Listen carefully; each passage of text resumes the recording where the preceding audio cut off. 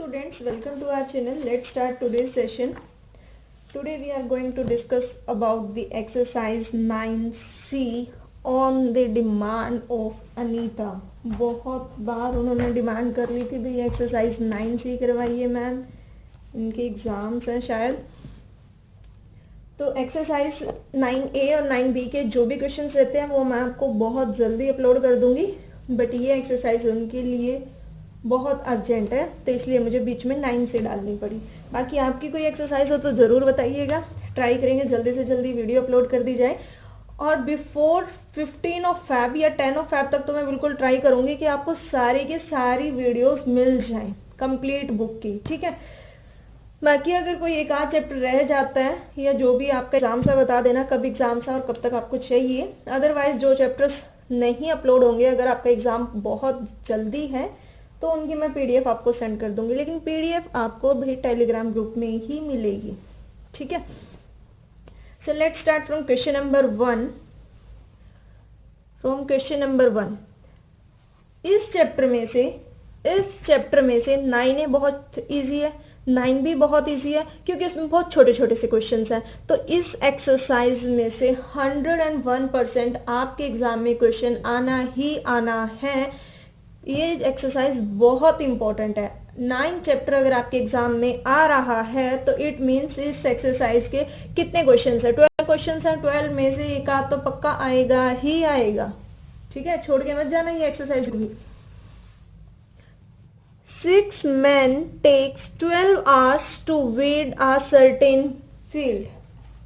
जो कोई भी फील्ड है, खेत है, तो उसमें वीड ग्रो करने के लिए देखो 6 men takes 12 hours, 6 आदमियों को 12 घंटे लगे, ठीक है, 6 आदमियों को 12 घंटे लगे। और मैं आपको एक बात बता दूं, अगर आप किसी बड़े हो जाते हैं जैसे, तो आप किसी भी कंपटीशन की प्रिपरेशन करते हो तो ये क्वेश्चंस पक्का आते हैं, पक्का आते ही आते हैं टाइम एंड वर्क के क्वेश्चंस। या अगर आपके कोई ब्रदर और सिस्टर्स हो जो कंपटीशन की प्रिपरेशन कर रहे हो तो उनसे पूछना टाइम एंड वर्क के क्वेश्चन आते हैं या नहीं आते, ठीक है। तो 6 men takes 12 hours to weed a certain field, ठीक है। 6 आदमियों को कितने घंटे लगे? 12। 6 को कितने लगे? 12। How long would 9 men take to do so? तो 9 आदमियों को कितने लगेंगे? आप मुझे ये बताओ, 6 आदमियों को अगर 6 के 6 मैन काम कर रहे हैं इकट्ठे, उनको 12 आवर्स लग रहे हैं काम करने में उस फील्ड में, और वही काम करने में अगर हमारे पास 9 मैन आ जाएं, ज्यादा बंदे आएंगे तो काम जल्दी निपटेगा ना, तो कम टाइम लगेगा, है ना, कम टाइम लगेगा। थोड़ा लॉजिकल थिंकिंग स्टार्ट कर दो कि कैसे क्या होता है। वैसे तो मैं आपको यही ट्राई करती हूँ कि आप क्वेश्चंस रीड करो, माइंड में लॉजिक लगाओ, क्वेश्चंस को समझने की कोशिश किया करो, तभी आपके क्वेश्चन सॉल्व होंगे। और ऐसे ऐसे फिर आपको थोड़े से भी अगर घुमा फिरा के, फॉर एग्जांपल उस एग्जांपल्स में से क्वेश्चंस आ जाते हैं तो इतना प्रेशर लेने की जरूरत ही नहीं है, आप इजिली बहुत इजिली कर सकते हो। तो बहुत बातें होगी। देखो 6 मैन को अगर 12 आवर्स लग रहे हैं, 6 मैन को 12 आवर्स लग रहे हैं, अगर इंसान को बढ़ा दिया जाए, number of person increased by 3 that is 9 man हो गए, तो कितना टाइम लगेगा? ऑब्वियस सी बात है, कम टाइम लगेगा, है ना, कम टाइम लगेगा। If all work at the same rate, अगर उसी रेट पर जितने एक मैन काम कर रहा है, दूसरा मैन काम कर रहा है, 6 के 6 मैन काम कर रहे हैं, वही काम कर रहे हैं और उनको 12 आवर्स लग रहे हैं, तो 9 आदमियों को कितना टाइम लगेगा ये बताना है हमें। देखो मैन आवर्स, स्टार्टिंग में थोड़ा सा फैमिलियर होने में थोड़ा सा टाइम लग जाता है, बट जैसे ही हमें पता लग जाता है अच्छा इस एक्सरसाइज में ये है, ये कंसेप्ट है, उसके बाद तो हम बहुत इसलिए कर लेते हैं। Man hours, if the number of man are 6, तो आवर्स कितने लग रहे हैं? 12, है ना। और अगर मैन 9 हो जाए, यही तो पूछा है, आवर्स कितने लग रहे हैं, क्वेश्चन मार्क, यही पूछा हुआ ना। तो हम मान लेते हैं let the number of hours, क्या मान लेते हैं? Let the number of hours के कितने घंटे लग रहे हैं? Let the number of hours be x घंटे लग रहे हैं।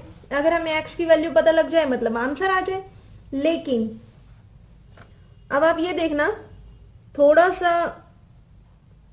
कोऑर्डिनेशन बनाना, थोड़ा सा समझने की ध्यान देना, क्योंकि एक्सरसाइज 9B अभी अपलोड नहीं हुई, तो जो भी 9A और जो भी 9B के कंसेप्ट यहाँ यूज होंगे मैं आपको बताऊंगी, ठीक है। Let the number of hours be x when the number of men increases, जब persons जो men हैं उनकी संख्या बढ़ जाए तो क्या होगा, hours will decreases, तो घंटे कम लगेंगे, hours will be less, yes। अगर वही काम करना है उसमें ज्यादा अगर इंसान काम करने लग जाए तो काम जल्दी निपट जाएगा, यही लिखा हुआ है। Therefore it shows, ये क्या शो करता है, it shows an inverse variation, क्या शो करता है ये, inverse variation शो करता है। Now I want to tell what is inverse variation। एक हमने पढ़ा था डायरेक्ट वेरिएशन, है ना। डायरेक्ट वेरिएशन में मैंने आपको ये बताया था for example A is directly proportional to B, it means if I want to remove this sign, that is sign of proportionality, a is equal to some constant k into b, where k is any constant of variation। यही पढ़ा था 9A exercise में। a is directly proportional to b, अगर ये proportionality का sign हटाना है तो इज इक्वल टू में आएगा और कोई ना कोई कांस्टेंट ऑफ वेरिएशन आएगा, दैट इज के is the constant of variation. और ऐसे हमने बहुत सारे क्वेश्चंस किए भी हैं कि ये डायरेक्ट वेरिएशन है या नहीं है। इसका मतलब क्या होता है, जैसे जैसे b की वैल्यू बढ़ेगी उसके बिल्कुल सामने आइए तो a की वैल्यू भी बढ़ेगी, जैसे जैसे b की वैल्यू डिक्रीज होगी a also decreases. But what is inverse variation, inverse मतलब उल्टा, a is inversely proportional to 1 by b, a is inversely proportional to 1 by b means a is equal to k into 1 by b where k is the constant of variation। इसका क्या मतलब होता है, जैसे जैसे b बढ़ेगा, जैसे जैसे b increase होगा, the value of a decreases, if the value of b increases the value of a decreases, if the value of b decreases value of a increases, उल्टा हो जाता है, इनवर्स हो जाता है। क्लियर हो गया, बस यही फर्क है डायरेक्ट वेरिएशन में और इनडायरेक्ट वेरिएशन में, और कुछ नहीं है। अब इसमें अगर नंबर ऑफ मैन इंक्रीजेस, अगर आदमी ज्यादा हो जाएंगे तो आवर्स तो कम लगेंगे ना वो काम कंप्लीट करने में। क्लियर हो रही है बात, it shows N inverse variation. ये मेन टॉपिक था कि ये चीज मैं आपको समझाना चाहती थी, इनवर्स वेरिएशन क्यों लिखा मैंने यहाँ। तो जैसे जैसे number of man increases the hours decreases, inverse variation हो रहा है। देखो तो आगे क्या लिखेंगे, 9 into x is equal to 6 into 12, यही तो लिखेंगे। 9 into x is equal to 6 into 12, 9x, जितने आदमी ने काम किया जितने घंटे लगे वो किसके बराबर होगा, जितने आदमी ने काम किया उतने घंटे लगे, that is inverse variation. Clear हो गया। अरे भाई काम तो उतना ही करना है ना, काम तो मान लो अगर ये फील्ड है, इस फील्ड में कुछ भी लगाना है, गेहूं लगाना है, तो काम तो उतना ही होना है, is equal to the total काम आ जाएगा, टोटल वर्क कितना किया इन्होंने। तो 9 into x number of man into number of hours and number of man into number of hours. Clear हो गया। तो 9 into x is equal to 6 into x, we have to find the value of x। 6 into 12 divided by 9 is the multiple of x, तो divide में चला जाएगा, 3 2 6, 3 3 9, 3 1 3, 3 4 12, 2 4 8 means the value of this x, or we can say that the value of this question mark is 8। If the number of men are 9 then number of hours is 8। Clear हो गया, ये find out करना था। Answer कितना आ गया, answer आ गया 8 hours लगेंगे अगर 9 men काम करेंगे। तो थोड़ा ज्यादा टाइम लग गया एक ही क्वेश्चन पर, बट ये क्वेश्चन आपको समझ आना बहुत जरूरी था क्योंकि ऐसे ही फिर हमारे आगे वाले क्वेश्चन है। ठीक है, आगे चलते हैं। एक फॉर्मूला भी होता है, वो शायद आप हायर क्लासेस में पढ़े, M1H1D1 is equal to M2H2D2। तो क्या होता है M1 मतलब मैन फर्स्ट, जैसे इसमें था ये M1 मान लो, इसकी वैल्यू M1, ये M2, ये H1, ये H2। तो M1H1 is equal to M2H2। इसमें सिर्फ ये दो यूज हो रहे हैं क्योंकि डेज तो सेम लग रहे हैं, है ना, तो इसमें डेज का कोई रोल नहीं है। आगे देखते हैं, इतना कुछ भी नहीं था इस क्वेश्चन में, सिंपल सी बात है। एक्सप्लेनेशन में थोड़ा ज्यादा टाइम लग रहा है, बट यही था कि नंबर ऑफ आवर्स को x मान लो, अगर ये बढ़ेंगे तो ये कम होंगे, ये हमें पता ही है। अगर ऐसा होता है एक बढ़ता है एक कम होता तो वो इनवर्स प्रोपोर्शन होता है, इनवर्स प्रोपोर्शन होता तो M1H1 is equal to M2H2 लिख देते हैं और x की वैल्यू आ गई, दैट्स इट। चले नेक्स्ट पे, second question, 12 men can hoe a field in 10 days। ठीक है, 10 डेज लग रहे हैं कितने मैन को, 12 मैन को। How long will 15 man take, तो 15 आदमियों को कितने लगेंगे, है ना, बिल्कुल फर्स्ट वाले जैसा। तो 15 मैन को कितने लगेंगे, 15 मैन को कितने लगेंगे। अब तो लिखने की जरूरत नहीं है ना, आपको सॉल्यूशन दिखा देती हूँ, यू कैन इजली अंडरस्टूड। देखो मैन डेज, 12 मैन को कितने डेज लग रहे हैं, 10 डेज। तो 15 मैन को कितने डेज लगेंगे, हो गया ना बिल्कुल वही, M1D1 is equal to M2D2। अरे भाई अगर number of man are increases days will decreases, तो क्या हो गया, अगर देखो उसी वही काम करना है, अगर नंबर ऑफ मैन इंक्रीज करेंगे तो कम दिन लगेंगे ना उस काम को करने में। सोच के देखो थोड़ा, कोई भी काम करना है, अगर उसी काम को करने में 12 आदमियों को 10 दिन लग रहे हैं तो 15 आदमी लग जाए तो काम फटाफट होगा। Let the number of days we have to find, let the number of days be x, when the number of men increases number of days will less। yes, it shows, क्या शो कर रही है, inverse variation. तो inverse variation में क्या हो जाता है, 12 into 10 is equal to 15 into x, और we can write 15 into x is equal to 12 into 10, left hand side is equal to right hand side। अरे भाई इसको इस साइड लिखो या इसको इस साइड लिखो, दोनों ही इक्वल हैं, तो x की वैल्यू कैसे निकलेगी, 15 को डिवाइड में ले जाओ, 15 को डिवाइड में करेंगे, काटेंगे पीटेंगे और आंसर कितना आ जाएगा, 8 डेज। बहुत इजी, दोनों क्वेश्चन सिमिलर थे, इसमें सिर्फ आवर्स था, इसमें डेज था, और कुछ भी डिफरेंस नहीं था। Next question number 3, A and B can do a piece of work in 6 and 12 days respectively। A and B, first of all मुझे ये बताओ, ये रिस्पेक्टिवली क्यों लिखते हैं, यहाँ क्वेश्चन को रिस्पेक्ट दे रहे हैं इसलिए कि रिस्पेक्टिवली, फिर तो औरों को भी देनी चाहिए थी, इसमें ऐसी क्या खास बात है कि इसको रिस्पेक्ट दी जा रही है।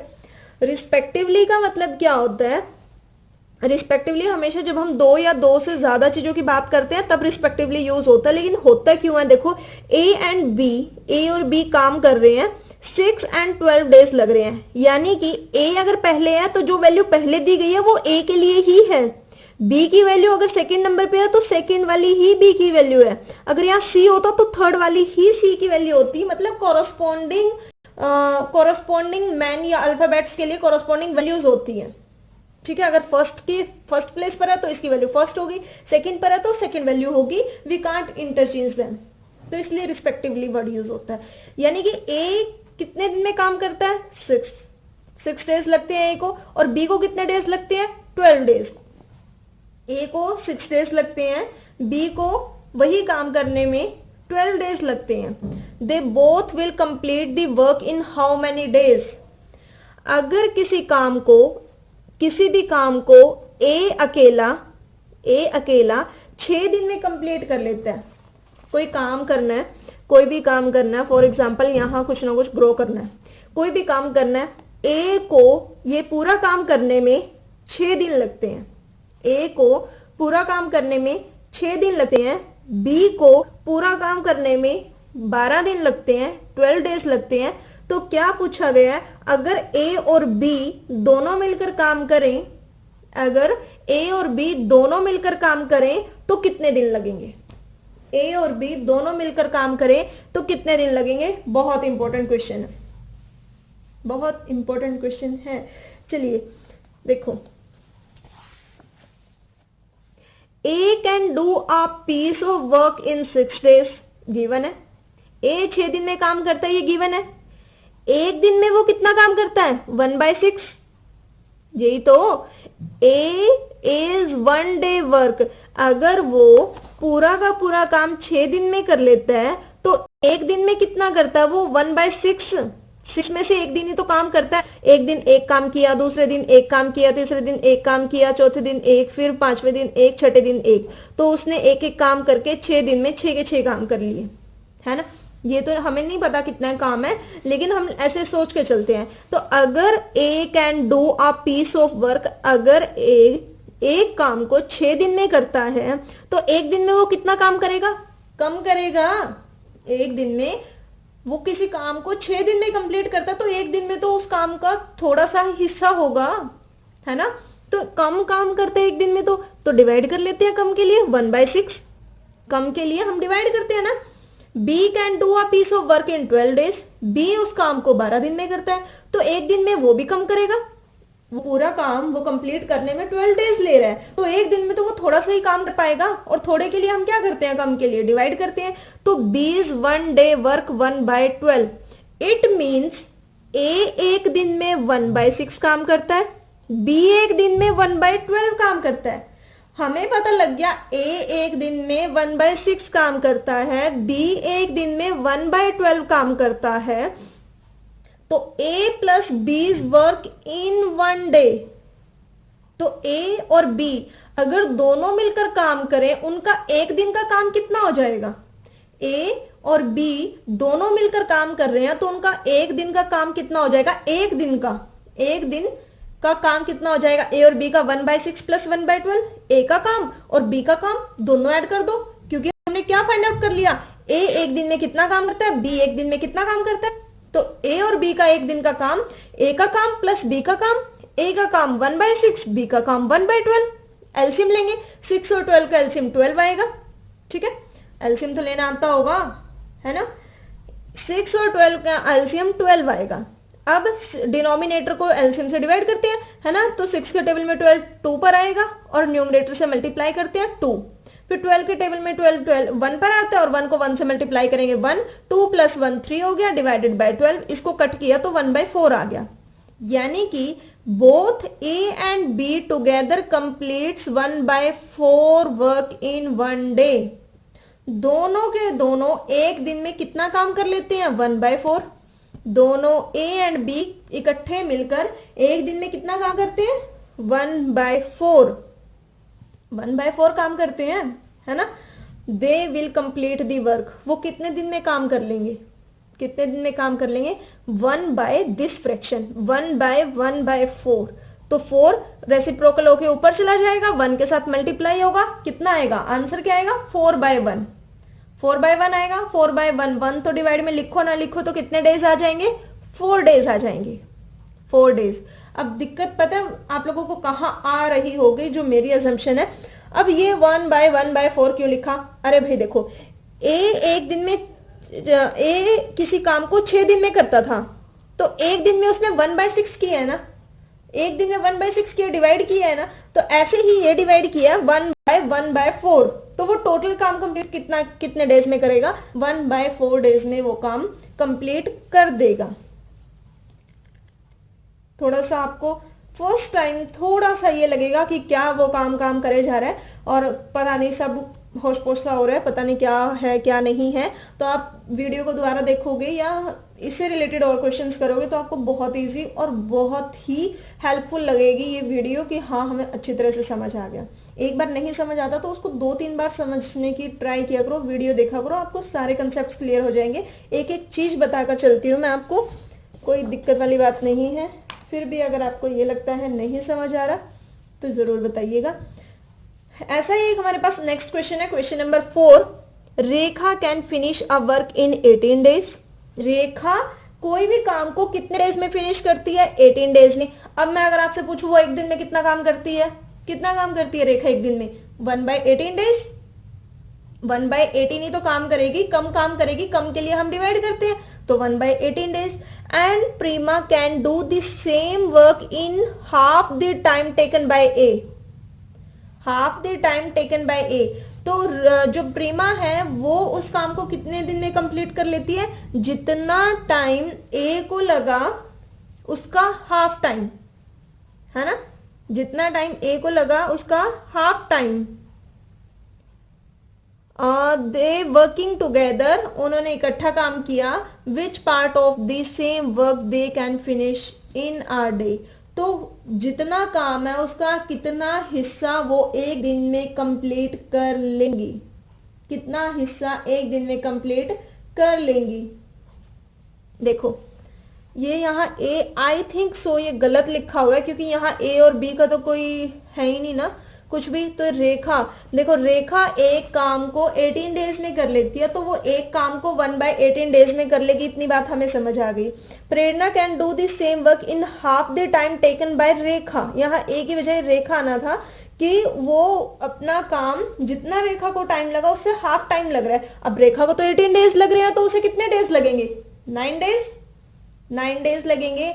अगर प्रेरणा एक काम को 9 डेज में कर लेती है तो एक दिन में वो कितना काम करेगी, एक दिन में कितना काम करेगी वो 1/9 डेज, 1/9, यस, क्योंकि वो इसका हाफ कर रही है, इसका हाफ तो 9 होता है, रेखा का हाफ 9 हो गया। रेखा 18 घंटे में काम कर रही थी, 18 डेज में काम कर रही थी, तो वो 9 डेज में कंप्लीट करती है, और 9 डेज में वो काम कंप्लीट कर लेती है, तो यानी कि वो एक दिन में 1/9 काम करेगी, यस। और दे वर्किंग, उन्होंने इकट्ठा काम स्टार्ट किया, उन्होंने इकट्ठा काम किया, तो रेखा और प्रेरणा का इकट्ठा काम कितना हो जाएगा। सॉल्यूशन दिखाती हूँ, शायद कुछ आ जाए समझ। Rekha can do a work in 18 days, no doubt. Rekha's 1 day work, एक दिन में कितना काम करेगी 1/18, ये भी कोई डाउट नहीं है। Prerna can do a work in half of the days as Rekha, जितना रेखा ने काम किया उसका हाफ डेज लग रहे हैं उसको, तो यानी कि उससे 9 डेज लगेंगे, यहां तक भी कोई प्रॉब्लम नहीं है। तो रेखा का एक दिन का कितना काम हुआ 1/9, यहां तक भी कोई प्रॉब्लम नहीं है। अब रेखाज एंड प्रेरणाज 1 डे वर्क, रेखा ने भी काम किया प्रेरणा ने भी काम किया, एक एक दिन का उनका काम पता लग गया, तो दोनों ने मिलकर कितना काम किया 1/18 plus 1/9, same as previous answer. Previous question में जो क्वेश्चन नंबर 3 में किया था उनका एक एक दिन का काम प्लस कर दिया। एलसीएम लेंगे, सॉल्व करेंगे, 1/6, तो बस यहीं तक पूछा हुआ है, यहीं तक पूछा हुआ है उन्होंने एक दिन में कितना काम किया, तो 1/6 काम किया, 1/6 काम किया, बस हो गया। एलसीएम निकालना था दोनों को प्लस करके। लास्ट क्वेश्चन में क्या पूछा हुआ था कि वो कितने दिन में काम कंप्लीट करेंगे, इसलिए 4 डेज आंसर आया, और इसमें क्या हुआ सिर्फ यहां तक। थर्ड क्वेश्चन में एक लाइन एक्स्ट्रा पूछी हुई थी कि वो कितने दिन में काम करेंगे, यहां तक तो हम इस क्वेश्चन में भी निकाल रहे हैं 4th में कि उन्होंने एक दिन में कितना काम किया, ठीक है। तो उन्होंने एक दिन में कितना काम किया 1/6। अगर आपसे इस क्वेश्चन में ये पूछ लेता कि वो कितने दिन में काम कंप्लीट करेंगे, कितने दिन में काम कंप्लीट करेंगे, अगर आपसे ये पूछ लेता कि रेखा और प्रेरणा मिलके उस काम को कितने दिन में कंप्लीट कर देंगे, तो देखते हैं आपको ये 4 क्वेश्चंस कितनी अच्छी तरह समझ आए। तो इसका आंसर मुझे कमेंट बॉक्स में लिख के बताना कि अगर रेखा और प्रेरणा एक दिन में 1/6 काम कर रहे हैं तो वो उस काम को कितने दिन में कंप्लीट कर देंगे। क्लियर, तो इसका आंसर मुझे कमेंट बॉक्स में मिलना चाहिए। देखते हैं कितने बच्चों को समझ आया। तो होप सो आपको 4 क्वेश्चन समझ आ गए होंगे। बाकी के नेक्स्ट क्वेश्चन हम नेक्स्ट की वीडियो में करेंगे और जल्दी ही करेंगे, इतना वेट नहीं करना पड़ेगा आपको, जल्दी जल्दी वीडियोस बनाऊंगी, ठीक है। अगर आपको वीडियो अच्छी लगती है तो प्लीज़ लाइक करना, थोड़ा मोटिवेशन इंक्रीज किया करो भाई, तभी तो वीडियो बनाने का मन करता है। और चैनल को जिसने अब तक सब्सक्राइब नहीं किया सब्सक्राइब करना। कोई भी प्रॉब्लम आती है तो ज़रूर डिस्कस करना, टेलीग्राम पर मैसेज कर सकते हो। पीडीएफ चाहिए, जो भी नोट्स चाहिए, व्हाटएवर, जो भी आपको मैथ से रिलेटेड, इस बुक से रिलेटेड कोई भी डाउट है, कोई भी प्रॉब्लम है, आप बिल्कुल डिस्कस कर सकते हैं। और वीडियो को शेयर करना, लाइक करना। Thank you.